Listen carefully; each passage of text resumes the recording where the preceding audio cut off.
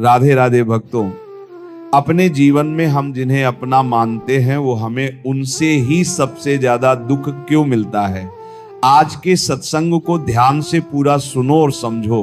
आप अपने मन की अधिकतर तकलीफों को ये सोचकर जिंदगी भर सहते रहते हैं कि ये तो मेरा अपना है, ये तो मेरा बड़ा है, इसको हम कैसे कुछ कह सकते हैं। हम अगर नहीं सहेंगे, कुछ कह देंगे तो हमारे रिश्ते ही खराब हो जाएंगे, हमारे रिश्ते ही समाप्त हो जाएंगे। पर सोचने की बात यह है कि उस व्यक्ति को आप अपना कैसे मान सकते हैं जो आपकी तकलीफों की वजह हो अपना। तो वह होता है जो हमारी तकलीफों को दूर कर दे। तो गीता का ये उपदेश है कि किसी को भी अपना फायदा मत उठाने दो, किसी को भी खुद पर जुल्म मत करने दो, क्योंकि आप जितना सही लोग आपको उतना सहने के लिए और मजबूर करेंगे। गीता का पहला अध्याय जिसका नाम अर्जुन विशद योग और दूसरा अध्याय जिसका नाम सांख्य योग है, उसके आरंभ में अर्जुन ने श्री कृष्ण के आगे अपना दुख प्रकट किया है कि हे केशव, मैं कौरवों से कैसे युद्ध कर सकता हूं, ये सब तो मेरे अपने ही हैं। मैं कैसे भीष्म पितामह और द्रोणाचार्य से युद्ध करूंगा, क्योंकि वो दोनों मेरे पूजनीय हैं। इसलिए इन गुरुजनों को मारने से तो अच्छा है मैं भिक्षा के अन्न को खाकर अपने जीवन का गुजारा करूं, और जिन कौरवों से मैं युद्ध करने जा रहा हूं वह सब धृतराष्ट्र के पुत्र मेरे भाई ही हैं, मेरे अपने ही हैं।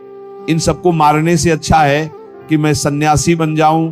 तो श्री कृष्ण ने अर्जुन से कहा कि यहाँ कौन अपना है और कौन पराया है। जो अधर्म करता है उसके साथ युद्ध करना तुझे मोक्ष और मुक्ति देगा। तू अपने इस मन के मोह को त्याग दे, नहीं तो सारा जग तेरी निंदा ही करेगा, तुझे डरपोक कहेगा। बात अपने पराये की नहीं है, बात धर्म और अधर्म की है, बात सही और गलत की है। अगर तू गलत को सहेगा, उसका अंत नहीं करेगा, तो गलत करने वाले को और बल मिलेगा, वो और रवि गलत करेगा। इसीलिए मन के मोह को त्याग करके तू युद्ध कर। महाभारत की एक और कहानी भी है, जब अर्जुन के पुत्र अभिमन्यु की युद्ध में मृत्यु हो जाती है, तब अर्जुन बहुत दुखी होता है, रोने लगता है। वह श्री कृष्ण से कहने लगा कि मेरा पुत्र अभिमन्यु मर गया है, मैं यह दुख बिल्कुल भी सहन नहीं कर सकता, मैं भी अपने आप को समाप्त कर लूंगा। फिर भगवान श्री कृष्ण उसे आत्माओं के लोक में लेकर गए, जहां अभिमन्यु आनंद से बैठा हुआ था, क्योंकि उसने क्षत्रियोचित व्यवहार किया, इसलिए उसे उत्तम पद की प्राप्ति हुई। जब अर्जुन अभिमन्यु के पास रोते रोते पहुंचा, अपने पुत्र को देखकर अर्जुन बहुत प्रसन्न हुआ, उसे गले से लगाकर कहने लगा कि हे पुत्र, तेरे बिना तो मैं जी ही नहीं सकता, मैंने तो अपने जीवन की आशा का ही त्याग कर दिया है। तो अभिमन्यु कहने लगा कि आप कौन है? अर्जुन बोला, मैं तेरा पिता हूं, तू मेरा पुत्र है अभिमन्यु। तो अभिमन्यु कहने लगा कि कौन पिता कौन पुत्र, मेरे हजारों जन्म हुए हैं, किसी जन्म में आप मेरे पिता बनते हैं और किसी जन्म में मैं आपका पिता बनता हूं। आत्मा का ना कोई माता होता है ना कोई पिता होता है। जब अर्जुन ने देखा कि मेरा पुत्र मुझे पहचान भी नहीं रहा, तो उसका सारा मोह खत्म हो गया। इसलिए गीता के इस उपदेश को ठीक से समझ लो कि यहाँ कोई अपना पराया नहीं है। जो बुरे वक्त में, तकलीफ के वक्त में हमारा साथ दे, सिर्फ वही हमारा अपना है, बाकी सब पराये हैं। बड़े से बड़े पाप भगवान के नाम जपने से नष्ट हो जाते हैं। पूर्व के पापों का नाश करने के लिए भगवान नाम सबसे बड़ा और शीघ्र फलदायक है। इससे बड़ा कोई प्रायश्चित नहीं है, इससे बड़ा कोई तीर्थ नहीं है। पाप नष्ट करने के लिए भगवान का नाम सर्वश्रेष्ठ है। चोर हो, शराबी हो, मित्रद्रोही हो, स्त्री, राजा, पिता, गौहंता, ब्राह्मण की हत्या करने वाला, गुरु पत्नी गामी, अन्य बड़े बड़े पापों में रत रहने वाला ला पुरुष भी यदि अबो नशानी, अब ना नशो, आज तक पाप किया अब नहीं करूंगा, और वो भगवान नाम लेने लगे, तो निष्पाप होकर महात्मा बन जाएगा। जो महत्व पापों में है वह भी भगवान नाम जप करके महात्मा बन जाएगा। ये महापुरुषों का अनुभव। संगीत भगवान नाम केवल पापों का ही नाश करता है कि अन्य कोई लाभ भी प्राप्त होता है। उत्तर भगवन नाम पापों का नाश करके ही शांत नहीं हो जाता। पापों का नाश करके हृदय में दिव्य विशुद्ध ब्रह्म बोध की ज्योति जलाकर, ब्रह्म ज्ञान की ज्योति जलाकर भगवान में प्रेम और तत्व का बोध दोनों करा देता है। सर्वत्र भगवान विराजमान है। इस तत्व का बोध और भगवान में प्रेम, यह नाम कर निष्पाप करके पवित्र ज्ञान प्रकट करके पवित्र प्रेम प्रकट कर देता है और स्वयं नामी को खींचकर उसके हृदय में प्रकाशित कर देता है। नाम जपने से अनंत गुण प्रकट होते हैं।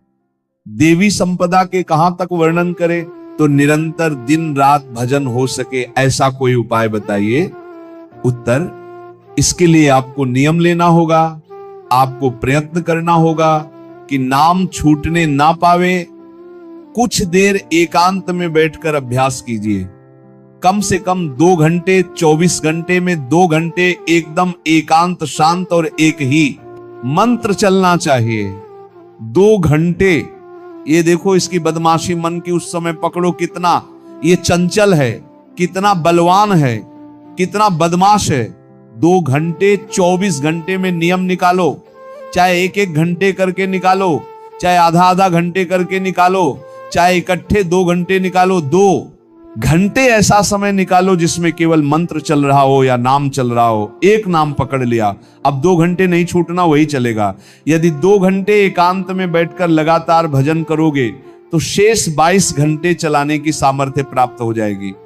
2 घंटे आप लगातार नाम, मतलब अनुभव की बात कह रहे हैं। तुम्हें इससे लगता है आकाश में उड़ रहे राउंड राउंड एकदम बस मंत्रकार, ना बोलने की इच्छा, ना देखने की इच्छा, ना खाने की इच्छा, ना पीने की इच्छा, ना होते हुए भी सब हो रहा है।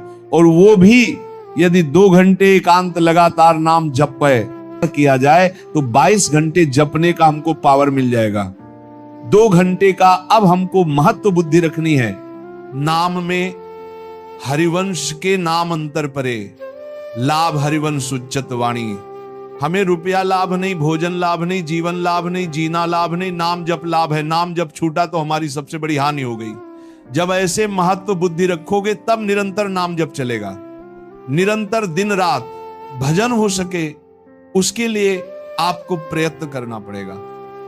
आपको बार बार नाम भूले ना, ये संभालना पड़ेगा। 2 घंटे तो एकांत में, और हर समय चलते बैठते उठते खाते पीते एक एक कदम आराम से चलिए और मंत्र जप करते हुए, नाम जप करते हुए। ये नाम जप इतना कठिन क्यों लगता है? उत्तर पुरुष संचित पाप कर्म होने के कारण हमारी दूषित वृत्ति जब तक रहती है तब तक भजन में मन नहीं लगता। पापवंत कर सहज स्वभाव भाव भजन मूर्त भाव नकाओ। मन की मलिनता पाप कर्म, इसलिए जलन पैदा होती है। नाम जप ना करो और कुछ भी करते हो प्रपंच में घंटों व्यतीत कर दो, राजी है, लेकिन नाम जप में नहीं। ये पाप का लक्षण है। ये हमारे पाप संचित है, पाप जमा है। इसीलिए भगवान के महामाधुर्य अमृत में नाम में रुचि नहीं होती। राधा नाम सुधार रसम दम, जब तक रुचि नहीं होती तब तक जबरदस्ती, जैसे कड़वी दवा रोग नाश के लिए खाई जाती है, ऐसे जप करो, जबरदस्ती नाम जप करो। और इस चक्कर में मत पड़ो कि मानसिक से ज्यादा लाभ होता है। हमें नाम जप चाहिए, चाहे हमें वाचिक करना पड़े, राधा राधा राधा राधा राधा। अगर हमारा मन नहीं लग रहा, बात नहीं बन रही, भजन में नहीं बैठ पा रहे, तो राधा राधा राधा राधा राधा राधा राधा राधा राधा राधा राधा राधा राधा राधा राधा राधा। इसको कौन रोक सकता है? इसको मन तो नहीं रोक सकता जाएगा, कहां भाग के आ जाएगा? जब दवा के रूप में जबरदस्ती नाम लोगे तो तुम्हारे पापों का नाश होगा। और जहां मन की मलिनता, पाप नष्ट हुए कि तुम्हें नाम में एक नशा मिलेगा। नशा, एक स्वाद, एक ऐसा आसक्ति जिससे तुम नाम छोड़ ही नहीं पाओगे।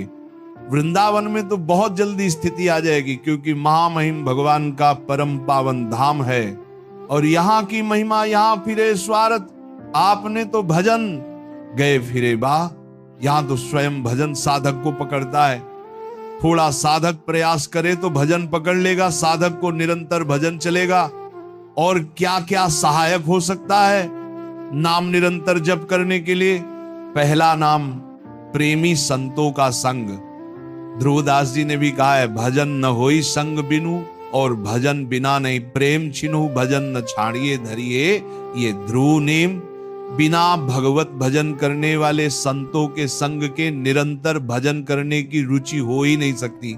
इसलिए सबसे पहला है भजन करने वाले नाम प्रेमी संत का संग। नाम प्रेमी संग का, भजनानंदी संत का संग करो। दूसरा जो नियम मिला है, जैसे कि आपको 11 माला गुरु मंत्र जपने, शेष समय फिर और जपो, लेकिन 11 माला पूरा ही करना है।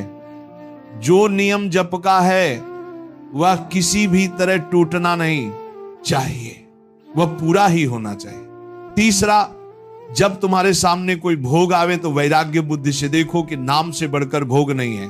कहीं भोग भोगते समय नाम ना छूट जाए, भोग भोगते समय भी नाम चले। भोग का मतलब हर इंद्रियों के विलासिता से है। जो जीवन के लिए उपयोगी भोग हैं, उनको भोगते समय नाम न छूट जाए, क्योंकि नाम से बढ़कर भोग नहीं है। जिनके दिमाग में नाम की महिमा ऐसी नहीं रहती, वो भोग प्राप्त होने पर नाम छोड़ देते हैं। खा रहे हैं, हंस रहे हैं, खेल नहीं। एक एक कवल बड़ी सावधानी से नाम चल रहा है, और हम एक एक कवल भोजन पाते जा रहे हैं, या जो क्रिया कर रहे हैं, क्रिया कर रहे बहुत आराम से, और नाम जप चल रहा है। चौथा, संतों के चरित्र पढ़ने से नाम में प्रीति होती है। 4 बातें सहायक है निरंतर नाम जप करने के लिए। पहला नाम प्रेमी संत का संग। दूसरा, प्रतिदिन नियम पूर्वक जो नाम जप मिला है उसको करना। तीसरा, भोगों को भोगते समय वैराग्य भावना और नाम जप छूटने ना पावे। और चौथा, भगवत भक्तों के, संतों के पावन चरित्रों का श्रवण करने से हमें ऐसी प्रेरणा मिलती है जिससे हम निरंतर नाम जप करने लगते हैं। आजकल नाम जपने वाले माला लिए तो बहुत देखे जाते हैं, लेकिन उनकी बड़ी दुर्दशा है। कोई लाभ तो दिखाई देता नहीं। लाखों बार नाम की आवृत्ति करते हैं, फिर भी वो पापों में प्रवृत्त हैं और दुखी है। ये क्या है? संगीत, आजकल नाम लेने वाले बहुत लोग देखे जाते हैं जो नाम जप कर रहे हैं माला से, काउंटर से, लेकिन उनकी दुर्दशा है, उनको कोई विशेष लाभ नहीं मिला, ना दिखाई देता है। लाख लाख नामों का जप करते हैं, फिर भी पाप करते हैं और दुखी अशांत देखे जाते हैं। ये क्या है उत्तर?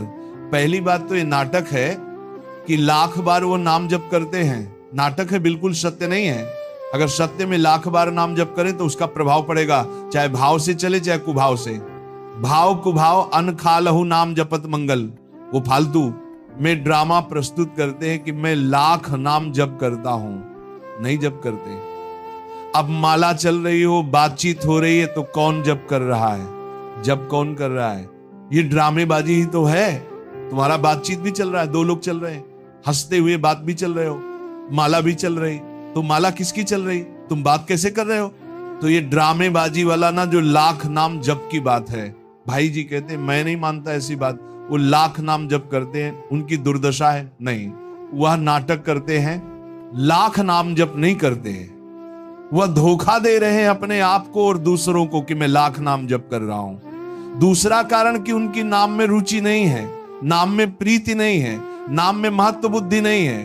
पहले तो लाख नाम जप नहीं करते, दूसरा जो जपते हैं उसमें ना प्रीति है, ना रुचि है, ना एकाग्रता है।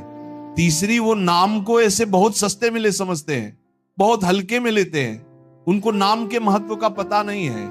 तीसरा, वो शास्त्र विरुद्ध आचरण करते हैं, शास्त्र विरुद्ध आचरण करते हैं। चौथा, मामूली सिर में दर्द हुआ या कोई घटना, तुरंत नाम जप का प्रयोग कर देते हैं। मैंने जो नाम जप किया उस